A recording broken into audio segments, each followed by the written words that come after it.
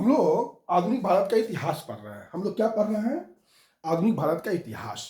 आधुनिक भारत के इतिहास में आज हम लोग जिस टॉपिक पर चर्चा करेंगे उस टॉपिक का नाम है संविधान सभा। संविधान सभा।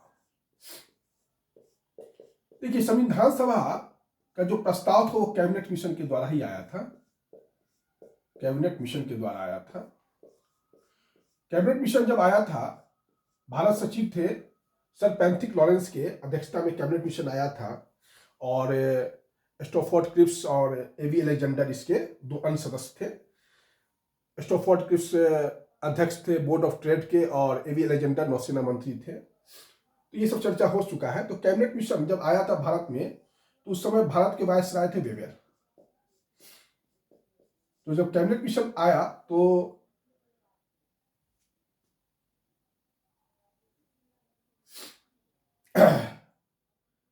इसी में प्रस्ताव था कि संविधान सभा का गठन का जो है भारत में किया जाए। लेकिन हम संविधान सभा कैबिनेट मिशन पर आने से पहले कुछ हम आपको पृष्ठभूमि बताना चाहते हैं कि संविधान सभा का विचार भारतीय स्वतंत्रता आंदोलन में कब से उठा और कैसे कैसे आके उसको अंतिम रूप से कैबिनेट मिशन के द्वारा अमली जामा पहनाया जा सका। तो अगर हम इतिहास में जाते हैं तो सबसे पहले हमारे बाल गंगाधर तिलक ने जो है एक स्वराज विधेयक बनाया था। तिलक के निर्देशन में एक स्वराज विधेयक बना था। तिलक के निर्देशन में एक स्वराज विधेयक बना था और पहली बार जो है 1895 में संविधान सभा के दर्शन को देने वाला, संविधान सभा के सिद्धांत का दर्शन देने वाला 1895 में संविधान सभा के सिद्धांत का दर्शन देने वाला पहला कोई व्यक्ति था तो वह तिलक था। और तिलक के ही निर्देश में स्वराज विधेयक पारित हुआ था 1895 में और उसमें संविधान सभा के सिद्धांत का दर्शन पहली बार ये दिया गया था। उसके बाद हमारे महात्मा गांधी आते हैं। 1922 में जब असहयोग आंदोलन समाप्ति के कगार पर था या समाप्त हो गया था असहयोग आंदोलन, तो गांधी जी ने सबसे पहले बात कहा था कि भारतीय संविधान सभा भारतीयों की इच्छा के अनुसार बनेगा। भारतीय संविधान सभा भारतीयों की इच्छा के अनुसार बनेगा, ये गांधी जी ने बोला था 1922 में। महात्मा गांधी 1922 में। गांधी जी का अर्थ ऑब्वियस हो जाता है महात्मा गांधी, इसलिए इसमें कोई 1922 में महात्मा गांधी ने बोला था। 1924 में नेहरू का अर्थ यहां पर है मोतीलाल नेहरू। 1924 में मोतीलाल नेहरू ने संविधान सभा के निर्माण की मांग किया। संविधान सभा के निर्माण की मांग किया। 1895 में तिलक ने, 1922 में गांधी जी ने, 1924 में मोतीलाल नेहरू ने। औपचारिक रूप से संविधान सभा का सबसे पहला डिमांड करने वाला व्यक्ति था एम एन रॉय। मानवेंद्र नाथ राय औपचारिक रूप से सबसे पहली बार जो है आपको संविधान सभा का डिमांड किया था, जिसको मूर्त रूप दिया हमारे भारत के प्रथम प्रधानमंत्री जवाहरलाल नेहरू ने। अगर आपसे परीक्षा में पूछा जाए कि संविधान सभा का औपचारिक रूप से डिमांड करने वाला पहला भारतीय कौन था, तो पहला भारतीय एम एन रॉय ही था औपचारिक रूप से, और इसको मूर्त रूप दिया था जवाहरलाल नेहरू ने। 1936 में फैजपुर में अधिवेशन हुआ था कांग्रेस का। मैंने चर्चा किया था। फैजपुर जो है महाराष्ट्र में एक गांव है, जलगांव डिस्ट्रिक्ट में है। महाराष्ट्र के जलगांव डिस्ट्रिक्ट में फैजपुर एक गांव है। भारतीय राष्ट्रीय कांग्रेस का एक ऐसा अधिवेशन जो गांव में हुआ है वो फैजपुर अधिवेशन ही है। ये जवाहरलाल नेहरू जो है इसके अध्यक्षता किए थे और कृषि संबंधी प्रस्ताव यही पारित हुआ था, फैजपुर में ही पारित हुआ था। तो पहली बार जो है 1936 में फैजपुर में ही जवाहरलाल नेहरू ने संविधान सभा का अर्थ समझाया था और महत्व समझाया था। संविधान सभा का अर्थ और महत्व हम लोगों को बताया था। संविधान सभा का अर्थ और महत्व पहली बार बताने वाला कौन व्यक्ति था? तो ये जवाहरलाल नेहरू थे। अब आता है कैबिनेट मिशन। अब जो है अब कैबिनेट मिशन आता है। ये तो भारतीय लोगों ने डिमांड किया, जो कि हम लोग को जानकारी होना चाहिए। अब आता है कैबिनेट मिशन।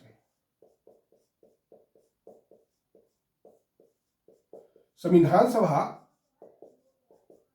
के गठन को इसने औपचारिक मान्यता दिया संविधान सभा के गठन के लिए। और उद्देश्य यह था, संविधान सभा के गठन के लिए इसमें प्रस्ताव था और उद्देश्य यह था कि स्वतंत्र भारत के लिए एक संविधान तैयार करना, स्वतंत्र भारत के लिए एक संविधान तैयार करना, स्वतंत्र भारत के लिए एक संविधान तैयार करना। और कैबिनेट मिशन जब आया था तो उस समय जो है वायसराय कौन थे? वेवेल थे। और शीघ्र ही जो है एक ऐसी कार्य प्रणाली का विकास करना और अंतिम सरकार का गठन करना, यही था कैबिनेट मिशन का उद्देश्य, कि संविधान सभा का गठन करना। और उद्देश्य था कि स्वतंत्र भारत के लिए एक संविधान तैयार करना और एक उचित कार्य प्रणाली का विकास करना, जिससे जो भारत में एक अंतिम सरकार का गठन हो सके।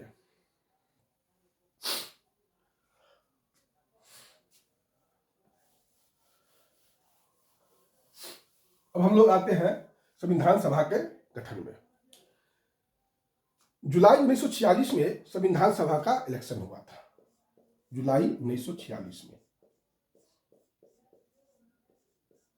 संविधान सभा का चुनाव हुआ। जुलाई 1946 में संविधान सभा का चुनाव हुआ। चुनाव में यह नियम था कि प्रत्येक प्रांत में 10 लाख की जनसंख्या पर, प्रत्येक प्रांत में 10 लाख की जनसंख्या पर एक प्रतिनिधि चुना जाएगा, एक प्रतिनिधि चुना जाएगा जो सांप्रदायिक आधार पर होगा,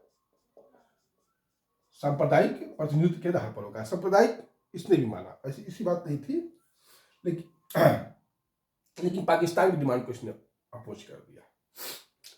और मतदाता का 3 वर्ग रखा, मतदाता का 3 वर्ग रखा, हिंदू, मुस्लिम, हिंदू को मत रखिए, आम मतदाता, मुस्लिम मतदाता और सिख मतदाता।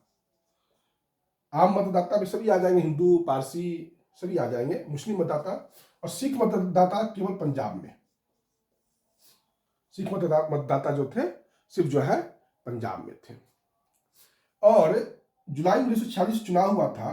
कुल संविधान सभा में जो सीट था वो 296 था, 296 था। 208 जो है कांग्रेस जीता, इसमें 73 मुस्लिम लीग जीता और 15 जो है अन्य पार्टी जीता।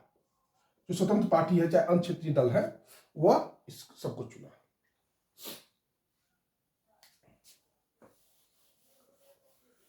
संविधान सभा का इलेक्शन तो हो गया जुलाई 1946 में। संविधान सभा की जो पहली बैठक हुई वह हुई दिल्ली में 9 दिसंबर। संयोग है कि आज का दिन 9 दिसंबर ही है, 9 दिसंबर 1946। 1946 को 9 दिसंबर, आज 9 दिसंबर भी आज है, तो 9 दिसंबर 1946 को संविधान सभा की पहली बैठक हुई। और इसका जो अध्यक्षता किया था, अस्थायी अध्यक्ष बनाया गया था सचिदानंद सिन्हा को, सचिदानंद सिन्हा को। सचिदानंद सिन्हा जो है 1915 में बंबई अधिवेशन हुआ था, याद होगा, तो उसने अध्यक्षता किए थे। और 1942 के भारत छोड़ो आंदोलन से काफी बढ़ चढ़ कर भाग लिए थे। 1942 में भारत छोड़ो जो आंदोलन हुआ था उसमें काफी बढ़ चढ़ कर भाग लिए थे। फिर संविधान सभा की दूसरी बैठक हुई 11 दिसंबर 1946 को और राजेंद्र प्रसाद को संविधान सभा का अस्थायी अध्यक्ष चुना गया 11 दिसंबर 1946 को।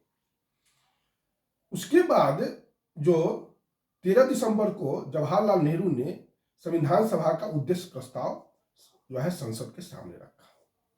तो यह हो गया संविधान सभा के बारे में जो भी इंफॉर्मेशन है वह यह। जो केंद्र में जो संस्था था केंद्रीय लेजिस्लेटिव असेंबली, केंद्रीय लेजिस्लेटिव असेंबली, लेजिस्लेटिव असेंबली, ये केंद्रीय लेजिस्लेटिव असेंबली ही बाद में जब भारत स्वतंत्र हुआ तो संसद बन गया। 15 अगस्त 1947 के बाद ये संसद कहलाने लगा और 15 अगस्त 1947 के पहले केंद्रीय लेजिस्लेटिव असेंबली जो है वह कहलाता था। तो केंद्रीय लेजिस्लेटिव असेंबली क्या था? संप्रभु नहीं था। संप्रभु नहीं था। संप्रभु कब हुआ संविधान सभा? तो 15 अगस्त 1947 के बाद संप्रभु हुआ, क्योंकि 15 अगस्त 1947 को हमारा देश आजाद हुआ था। तो उसके पहले जो केंद्रीय लेजिस्लेटिव असेंबली के जो अध्यक्ष थे, मतलब जो लोकसभा स्पीकर कहलाते हैं, वो जीवी मावलंकर थे। जीवी मावलंकर थे। 1946 से लेकर 1947 तक, मतलब स्वतंत्र संप्रभु, मतलब 14 अगस्त 1947 तक ये जो है केंद्रीय लेजिस्लेटिव असेंबली के अध्यक्ष रहे, लोकसभा स्पीकर जिसको आप कहते हैं आजकल। और फिर जब 15 अगस्त को संविधान संप्रभु हो गया, संसद संप्रभु हो गया, तो फिर जो है ये पहला स्पीकर बने। और ये 1952 से लेके 1956 तक जो है संसद के लोकसभा स्पीकर बने, संसद के अध्यक्ष रहे, चाहे लोकसभा स्पीकर जो कहिए, ये बने रहे। हमारा संविधान जो है 26 नवंबर 1949 को अंगीकृत किया गया और 26 जनवरी 1950 को लागू किया गया। जीवी मावलंकर के बारे में एक चीज और जान लीजिए, ये पहले जो सेंट्रल लेजिस्लेटिव असेंबली में आने से पहले ये जो थे आपको बंबई विधान परिषद में अध्यक्ष थे। बंबई विधान परिषद के अध्यक्ष थे और काफी लंबे समय तक रहे। 1937 से लेकर 1946 तक 9 साल का अनुभव इनको बंबई विधान परिषद में स्पीकर का रहा है। उसके बाद ये आ गए सेंट्रल में। तो यही आपका संविधान सभा के बारे में जो गठन है, जो आपका जो सवाल है वो इसी के दायरे में आएगा, इसके अलावा कुछ नहीं आएगा।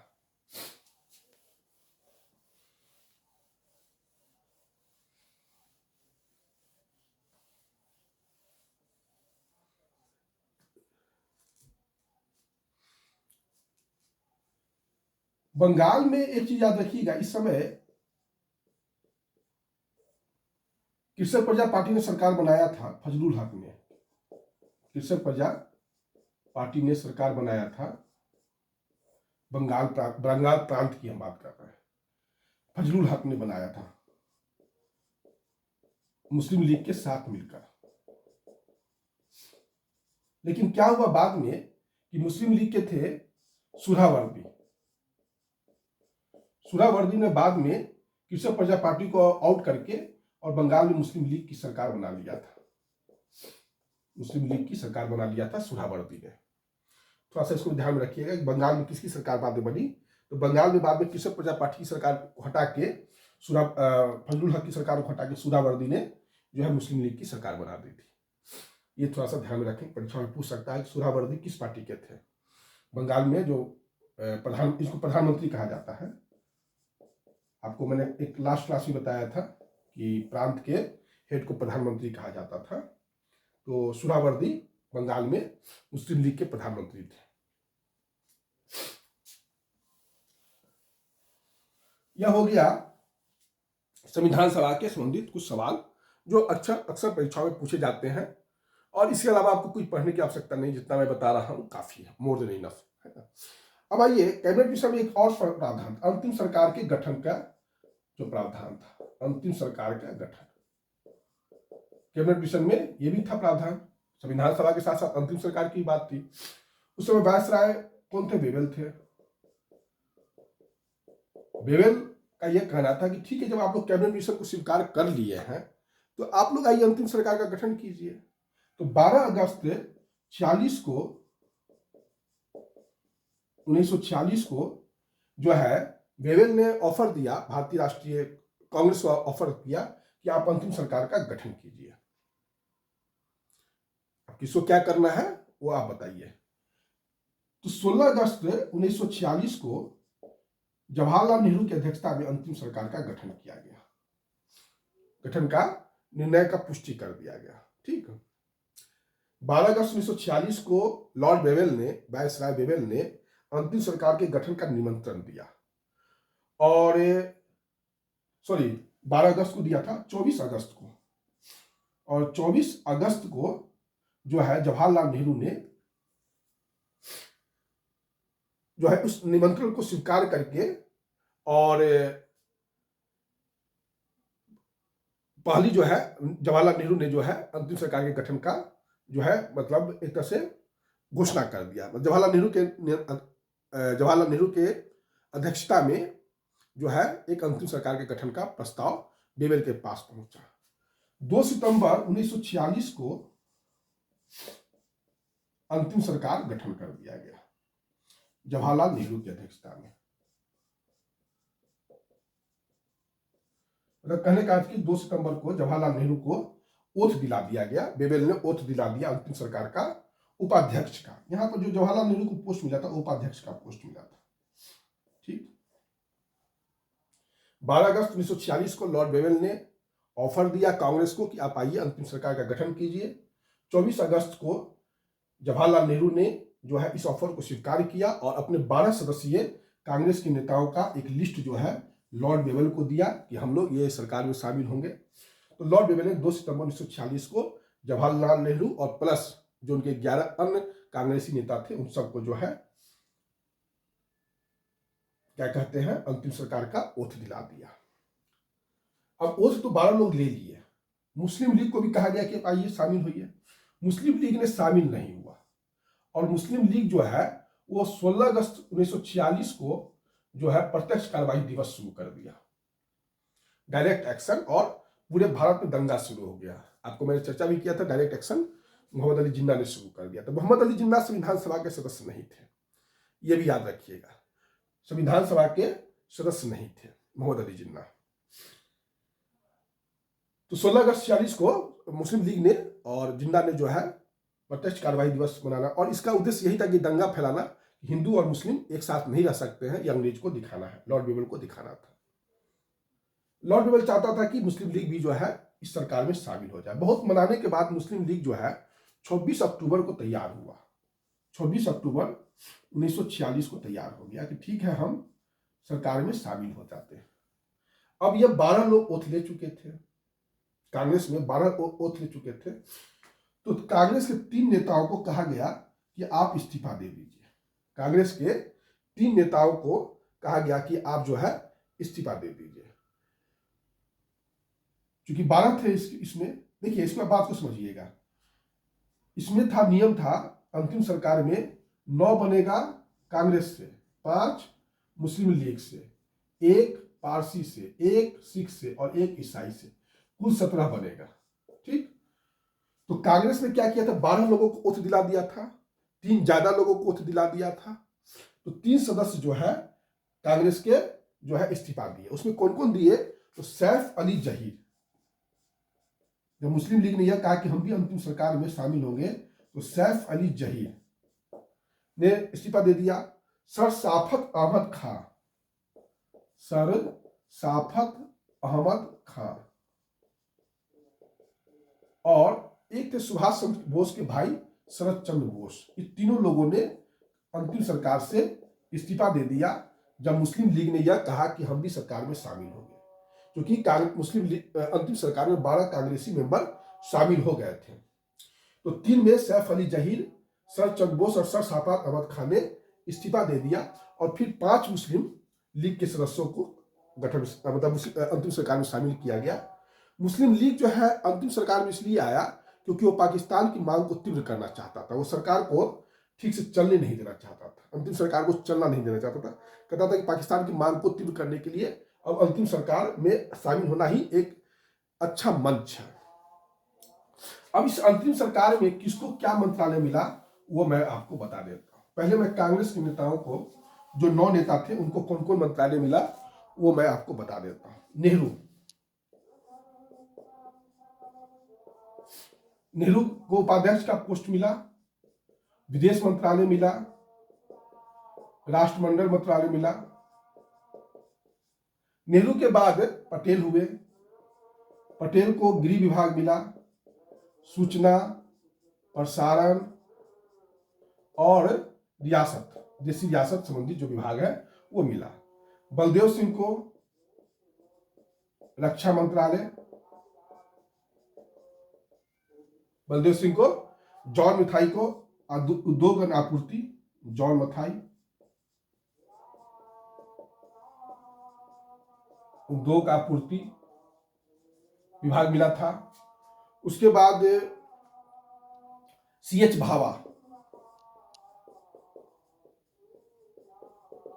CH भावा को खान और बंदरगाह मिला था विभाग, खान और बंदरगाह विभाग मिला था CH भावा को। डॉक्टर राजेंद्र प्रसाद को खाद्य एवं कृषि विभाग मिला था।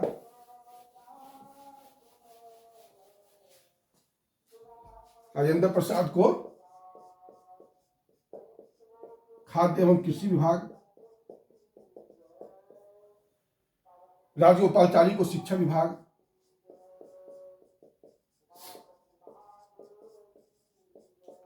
राजगोपालचारी को शिक्षा विभाग मिला था। आसफ अली खां को रेल विभाग,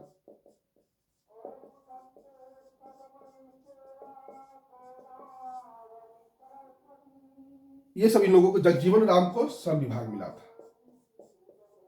जगजीवन राम को श्रम विभाग मिला। ये मिला कांग्रेस के नेता और जो अल्पसंख्यक नेता थे, जैसे पारसी नेता हुए, सिख नेता हुए या ईसाई नेता हुए, ये इन लोगों का मंत्रालय था। जैसे बलदेव सिंह, नेचुरल बात है कि सिख से आए होंगे, कम्युनिटी से आए होंगे।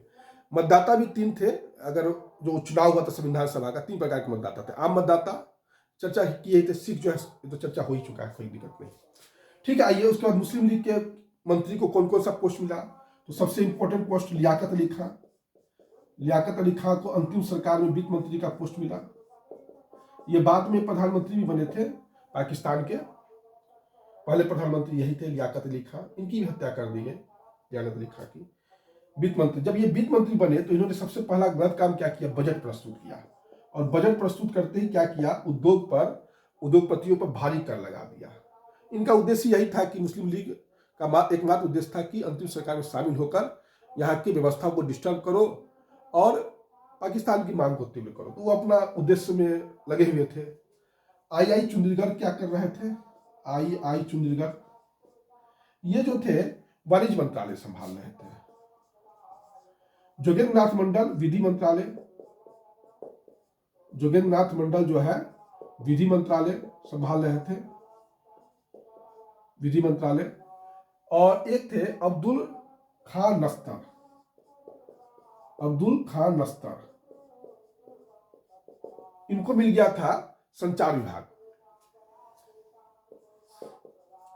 और गजनफर अली खां को स्वास्थ्य विभाग, गजनफर अली खां को स्वास्थ्य विभाग, गजनफर अली खां को स्वास्थ्य विभाग और अब्दुल खान नस्तर को संचार विभाग मिला था। तो ये जो है डिपार्टमेंट का डिवीजन हुआ था। यही है आपका अंतिम सरकार के बारे में जो सूचना था, जो चाहिए आपको मैंने दे दिया है ना। कि अंतिम सरकार में जो परीक्षा में बार बार पूछता है, वो पूछेगा आपसे। एक तो बिहार बीपीएससी में राजेंद्र प्रसाद पूछ सकता है कि खाद्य एवं कृषि विभाग। उसके बाद एक है आपको लियाकत अली खां को कौन सा विभाग दिया गया था, वित्त विभाग। ये हमेशा परीक्षाओं में पूछा जाता है। और बाकी जो है थोड़ा सा देख लीजिएगा, याद आ जाएगा।